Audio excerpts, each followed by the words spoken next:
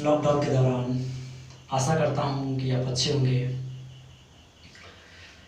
तो चलिए, इससे पिछला बार में मैंने 2 वीडियोस बनाया है। उस 2 वीडियोस में मैंने बताया है जिरंड के बारे में और प्रेजेंट पार्टिसिपल के बारे में। तो आप आशा करता हूँ कि आपने उस वीडियो को देखा होगा, और देखा होगा तो आप एक अच्छा रिजल्ट पाया होगा।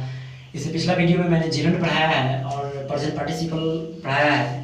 क्या होता है जिरंड, क्या होता है प्रेजेंट पार्टिसिपल, इस बात को मैंने बारीकी से इसके पिछले वीडियो में मैंने अच्छी तरीके से समझाया। तो चलिए, इस वीडियो में हम कुछ नए फ्रेजेस जानते हैं, कुछ नए फ्रेजेस के ऊपर नए ट्रांसलेशन जानते हैं, एक अच्छा सा ट्रांसलेशन आता है। तो चलिए देखते हैं नए ट्रांसलेशन और नए फ्रेजेस क्या होते हैं। तो सबसे पहला मेरा वर्ड है इन कनेक्शन विद। क्या है guys? In connection with.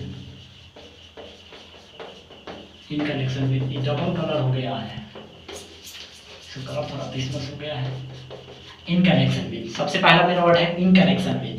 Is the Hindi meaning of this phrase, के संबंध में। तो इसके ऊपर एक ट्रांसलेशन लेते हैं और समझते हैं। इन कनेक्शन विद का हिंदी जान ले, के संबंध में। जी हाँ, आपने सही सुना, के संबंध में। तो इन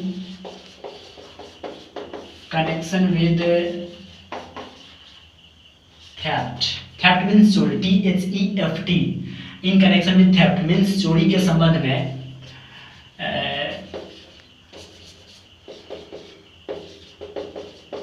police will arrest you, arrest you. समझ गए आप? In connection with theft means चोरी के संबंध में police will arrest you, police तुम्हें गिरफ्तार करेगी। और यहाँ सुन लिख देते हैं, जल्दी लिख देते हैं।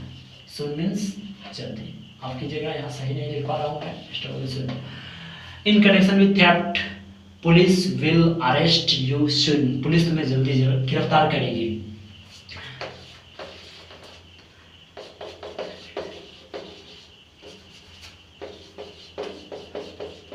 In connection with murder, MURDER, murder. In connection with murder मतलब खून के संबंध में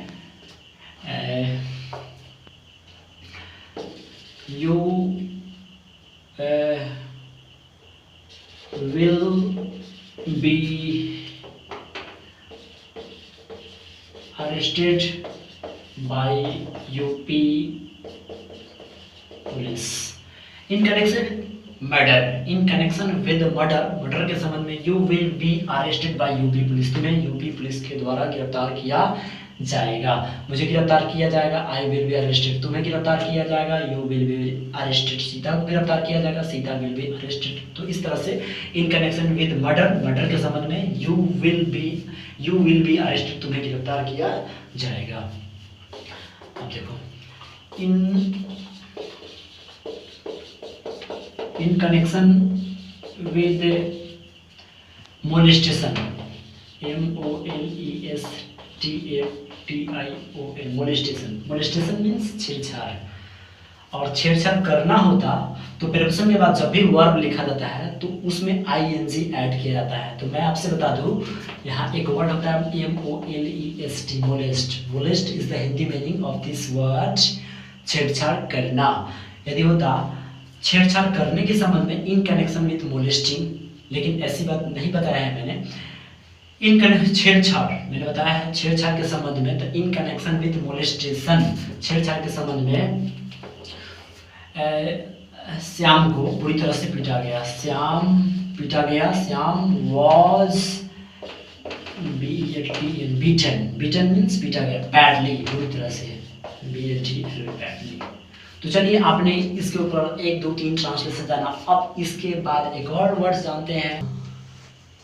तो चलिए, इसके नेक्स्ट वर्ड जानते हैं। और नेक्स्ट वर्ड है आपका इट्स नो यूज। जी हाँ, आपने सही सुना, it's no use is the Hindi meaning of this phrase, कोई फायदा नहीं। जी हाँ, इट्स नो यूज। देखिए, आप गलती से भी इट्स ना लिखें, क्योंकि इस इट्स का मतलब हो जाता है पजेसिव एडजेक्टिव जो इट से बना है, और इस इट्स का मतलब है, जी हाँ, इट इज।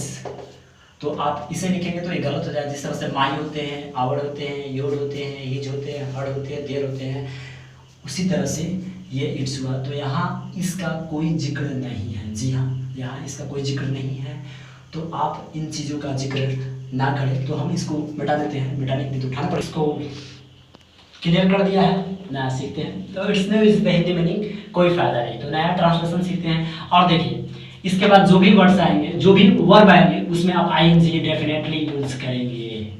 जो भी वर्ड्स आएंगे उसमें definitely you use I N G. This word कोई भी हो सकता है। देखिए, एक हिंदी लेते हैं, जैसे it's no use playing bad boy. It's no use, कोई फायदा नहीं। प्लेइंग मतलब खेलने से, किसके साथ, माफ कीजिएगा, और विद मैंने छोड़ दिया है। तो it's no use playing with bad boys, बुरे लड़कों के साथ खेलने से कोई फायदा नहीं है। एक और नया हिंदी जानते हैं। हिंदी आप लिखते जाएंगे क्योंकि हिंदी मेरा बहुत स्ट्रांग है। It's no use dancing on the stage. It's no use, कोई फायदा नहीं है। डांसिंग मतलब नाचने से, कहाँ, तो ऑन प्रीपोजिशन होंगे, और इसके बाद जो भी आए तो प्रीपोजिशन के ऑब्जेक्ट होते हैं। तो it's no use dancing on the stage, stage पर नाचने से कोई फायदा नहीं है। अब देखिए और लिखते हैं, इट्स नो यूज